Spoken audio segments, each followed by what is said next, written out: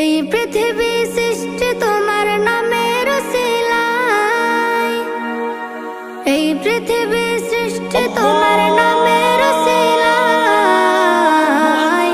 ও মদিনার কামলিওয়ালা সালাম তোমায়, ও মদিনার কামলিওয়ালা সালাম তোমায়, ও মদিনার কামলিওয়ালা। কেউ যদি জীবনে একবার বলে লা ইলাহা ইল্লাল্লাহ, দাখালাল জান্নাহ।